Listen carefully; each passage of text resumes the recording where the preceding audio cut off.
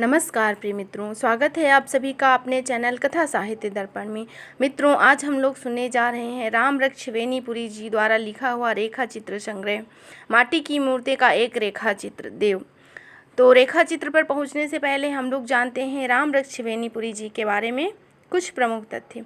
कलम के जादूगर कहे जाने वाले रामवृक्ष वेनीपुरी जी का जन्म 23 दिसंबर 1899 ईस्वी को मुजफ्फरपुर बिहार में हुआ। यह प्रसिद्ध स्वतंत्रता सेनानी, कहानीकार, निबंधकार तथा उपन्यासकार थे। इनकी मृत्यु 9 सितंबर 1968 बिहार में हुई। माटी की मूर्ति रेखा चित्र रामवृक्ष वेनीपुरी जी द्वारा लिखित रेखा चित्र संग्रह है, जिसमें उन्होंने 12 रेखा चित्रों का संग्रह किया है। उन्हीं में से एक है देव। तो आइए सुनते हैं देव रेखा चित्र को। तपेसर भाई के बगीचे में विलायती अमरूद का एक पेड़ था। मैं नहीं कह सकता कि उसकी पहली किस्म विलायत से आई है या कहीं और से। नई किस्मों की चीज़ों का, खासकर अगर वह छोटी नस्ल की हो, तो विलायती नाम पड़ते ही मैंने अक्सर देहातों में देखा है। यह विलायती अमरूद का पेड़ साधारण अमरूद के पेड़ों से छोटा है।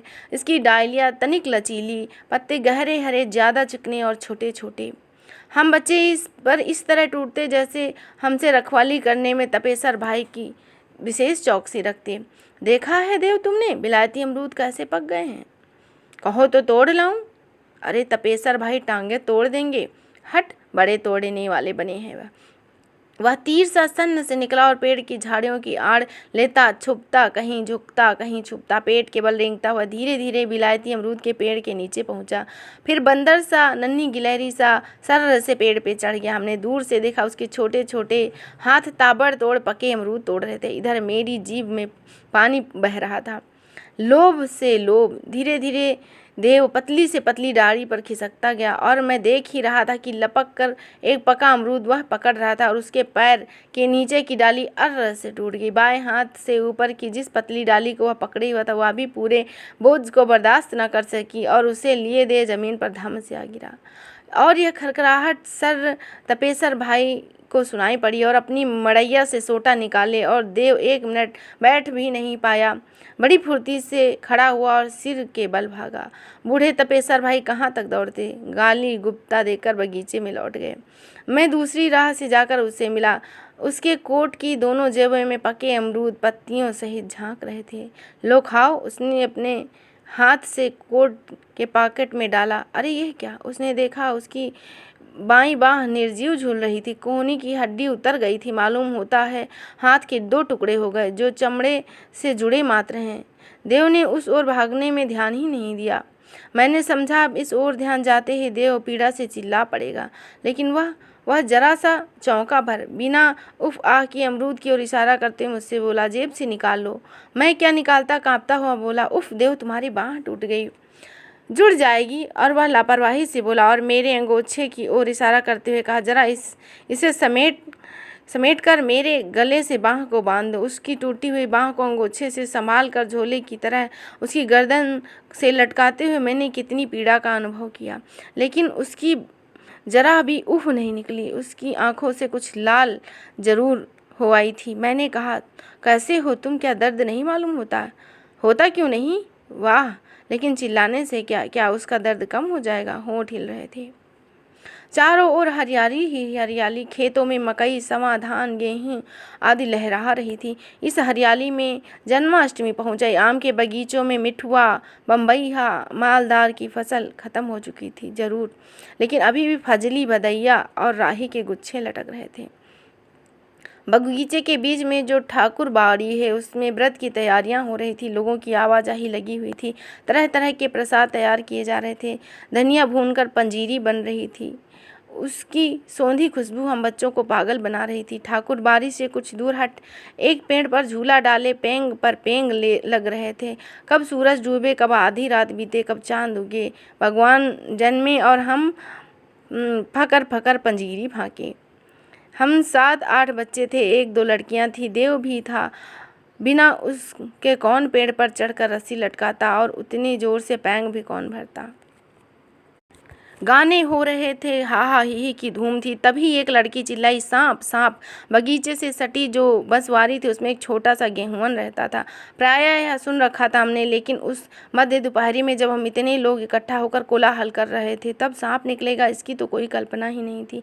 लड़की की आवाज़ के साथ ही हमारी नज़रें उस ओर दौड़ी जिधर उसकी कांपती हुई तर्जनी इशारा कर रही थी। बाप रे बाप, सबके मुंह से निकला। कोई तो बेतहासा भागे। घबरा कर हम सभी भाग गए। शायद भादों की इस बिना बादल की सूर्य की किरणों की असीम गर्मी से व्याकुल हो सांप अपनी बामी से निकला हो और कहीं निश्चिंत ठंडी जगह की तलाश में चला हो। परंतु कुछ बच्चे चीख कर भागे। उनकी चीख सुनकर वह जहाँ का तहाँ अड़ गया और सिर उठाकर अच्छी तरह से हमें देखना चाहा। उफ, उसकी सूरत! 2.5 हाथ से कम लंबाई नहीं, पत्तों से छनकर जो सूर्य की किरणें उस पर पड़ रही थी, उसका गेहुआ शरीर दमक रहा था। क्या किया जाए, यह सवाल उठने पर सबने देखा कि देव एक डंडा लिए उसकी ओर बढ़ रहा था। मैंने उसे रोकना चाहा। हमने सुन रखा था कि दुनिया में 3.5 ही वीर हैं, पहला भैंसा, दूसरा सुअर, तीसरा गेहुअन और आधा राजा रामचंद्र। भैंसा, सुअर और गेहुअन सीधा वार करते, कभी पीठ नहीं दिखाते। रामचंद्र वीर थे, लेकिन बाली को मारने के लिए उन्होंने पेड़ की ओट ली। यूँ जो राजा रामचंद्र से भी ज़्यादा वीर, उनमें से एक हमारे सामने खड़ा है और उसे छेड़ने को यह हमारा छोटा साथी देव एक छोटा सा डंडा लिए बढ़ रहा था। छोड़ो उसे, भागो, हम यहाँ से ही चिल्ला रहे थे। देव सांप से एक लग्गी पर पहुँच चुका था। उसे अपनी ओर आते देख एक बार तो सांप ने फन समेट कर सिर नीचा किया। हमने समझा वह भागेगा, लेकिन नहीं। ज्यों ही देव उसके सामने एक लग्गी पर गया, एक बारगी लगभग हाथ और सिर उठाकर फन से ज़्यादा चौड़ा कर उसने वह फुफकार छोड़ी जिससे काली नाग की कृष्ण पर की गई फुफकार की याद आ गई। फुफकारें छोड़ता वह सिर को लगातार हिला रहा था, जैसे वह गुस्से से कांप रहा हो। हमने चिल्लाकर कहा, देव भागो। वह उसका फन देखता अपना डंडा संभाले खड़ा था, ना सांप को 1 इंच आगे बढ़ता हुआ देख रहा, ना देव अपने पैर आगे पीछे उठाते। इधर हमारा शरीर पसीने पसीने हो गया। देव की आंखें गेहुअन की आंखों पर गड़ी थी। भागो, हम फिर चिल्लाए। उसी समय देखा देव अपने डंडे को संभाल रहा था। पलक मारते उसके छोटे से डंडे ने इस तरह काम किया कि वह जोर से सांप के फन के ठीक नीचे लगा और एक बलिष्ठ ऊपर उसकी गर्दन पर कहिए तड़ से लगा। डंडा इतने जोर से लगा कि सांप फन सहित एक बार ही उलट गया, किंतु दूसरे ही क्षण वह संभल कर फिर डटा और इस बार मालूम होता है कि सिर्फ उसकी पूंछ का कुछ हिस्सा ही जमीन पर था, नहीं तो पूरा का पूरा खड़ा, फन फुलाए, झूमता, फुफकारता। लेकिन यह क्या! फिर तुरंत ही सांप अपने आप इस तरह जमीन पर गिरा जैसे उसके गिरने की पट्ट सी आवाज़ भी सबने सुनी। गिरकर वह लगातार पूंछें पटकने लगा और जमीन पर थोड़ा ऊपर सिर उठाकर फुफकार ही छोड़ने लगा। उसके गिरते ही हम में से कुछ की हिम्मत हुई। लाठी, डंडा और खेलने के जितने भी औजार थे उसे लेकर हम आगे बढ़े। मालूम होता पहला डंडा ऐसा लगा कि उसकी गर्दन की हड्डी टूट गई, लेकिन बाईं के झोंके से वह उठ खड़ा हुआ था। लेकिन बाईं के बल की टूटी हुई हड्डी कब तक तनी रहती। वह गिरा और अपनी बेचारगी पर सिर धुनने लगा। देव ने सांप को मार डाला। देव के बाबा चाहते थे देव पढ़े। गांव की पढ़ाई जस तस समाप्त कर वह शहर के स्कूल में गया, लेकिन वहां ज़्यादा दिनों तक न टिक सका। गांव लौटकर वह अपनी घर गृहस्थी में लग गया। अजीब ढंग का विकास हुआ उसका, जिसमें जरा छेड़खानी की उससे उलझ गया। बात बात में हाथ पैर उठा लेना उसकी आदत हो गई। उसके चरित्र पर काला धब्बा लगाने वाली कहानियाँ भी हैं, लेकिन ना जाने क्या है जो मैं उसे हमेशा ही अनुरक्त रहता हूँ। कई दिन मामा जी ने हमको डांटा भी, क्यों उससे बातें करते हो, मिलते जुलते हो, वह बदमाश है, बदचलन है, तुम पढ़े लिखे हो, ऐसे लोगों से दूर ही रहा करो। एक दिन की शाम की बात है, मैं छुट्टी पर घर आया। प्रकृति प्रेमी स्वभाव ने मुझे गांव की ओर खींच लिया। रास्ते में देव मिल गया। हम दोनों चले।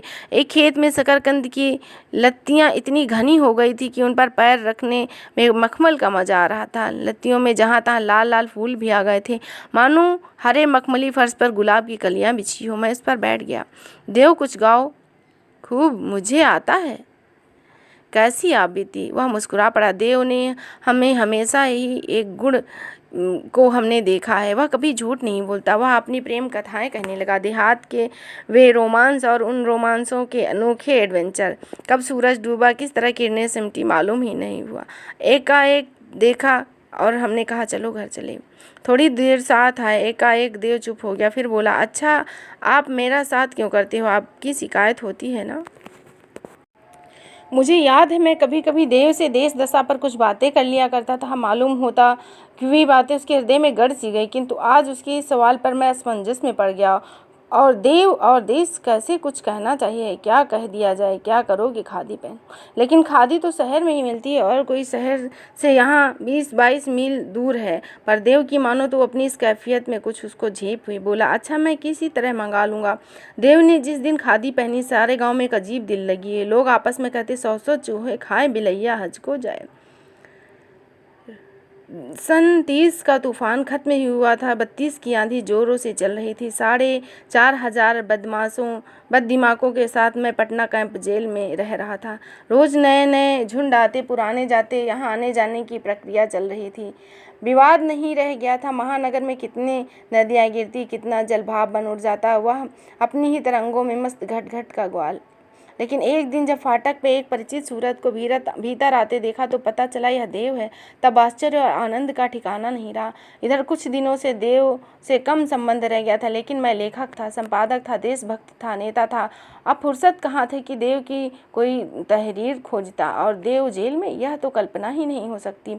किंतु आनंद की उद्रेक में मैं कुछ पूछने की फुर्सत कहाँ हुई। उठे अपने ही वार्ड में ले गया। शाम का वक्त था। खाने पीने के तुरंत बाद ही वार्ड बंदी हुई। भीतर गांव का हाल चाल पूछते बतियाते हम दोनों को नींद आ गई। हम दोनों पास पास सोए थे कि बीच में मेरी नींद टूटी और पाया देव कुछ कराह रहा था, जैसे मर्मांतक पीड़ा होने पर धीरे धीरे लेकिन बड़े दर्द से लोग कराहते हैं। देव कोई सपना तो नहीं देख रहा था, बुरा सपना। मैंने उसे झकझोर कर उठाया। वह जगा, लेकिन पूछने पर कुछ नहीं बोला। उसे नींद आई तो वही बात। कल कुलकुंज ने जो उसके साथ आया था इस रहस्य को बताया। अब यह देव वह पुराना देव नहीं है। देव अपने थाने का एक छत्र नेता होकर इस बार यहाँ आया है। नेता, लेकिन इस नेतृत्व की कैसी कीमत अदा करनी पड़ी उसे। देव का थाना जिला भर में क्या, अपने काम से सारे प्रांत में प्रसिद्ध हो गया। कांग्रेस बुलेटिनों में उसकी चर्चा। सत्याग्रहियों की टोली लगातार सरकार को परेशान और सब डिवीज़न की छोटी छोटी जेलों को आबाद किए रहती थी। जब तब धरपकड़ फिजूल थी और देव को पकड़ने की उनकी सारी चेष्टाएं बार बार बेकार जा चुकी थी। किंतु पुलिस का काम हजार सरगर्मी दिखाकर लाख सिर पटक कर न करी पूरी जा सकती थी। एक दिन देव ने खुद कर दिया, अब जेल का मज़ा ले ही लिया जाए। उसने तय किया, खबर कर दी कि अमुक दिन थाने पर जुलूस जाएगा और नेतृत्व करेगा देव। दरोगा जी को अपनी ताकत पर विश्वास न हुआ। कुछ सशस्त्र पुलिस लेकर इंस्पेक्टर साहब आए। 5 हाथ का वह भीम का इंस्पेक्टर। जुलूस के नेता की हैसियत से देव पकड़ा गया, कुनकुन वगैरह और कई लोग। उसके बाद कुनकुन का चेहरा गुस्से में था, आंखें सुर्ख हो गई। बोला, पूछिए नहीं उसके बाद क्या हो गया। उफ, उसका हम पर गर्जन तर्जन हम सुन रहे थे, लगातार तड़ाक तड़ाक सुन रहे थे, किसी के गिरने और उठने की आवाज़ सुन रहे थे। क्या देव जी पर मार पड़ रही है, लेकिन वह चिल्लाते क्यों नहीं।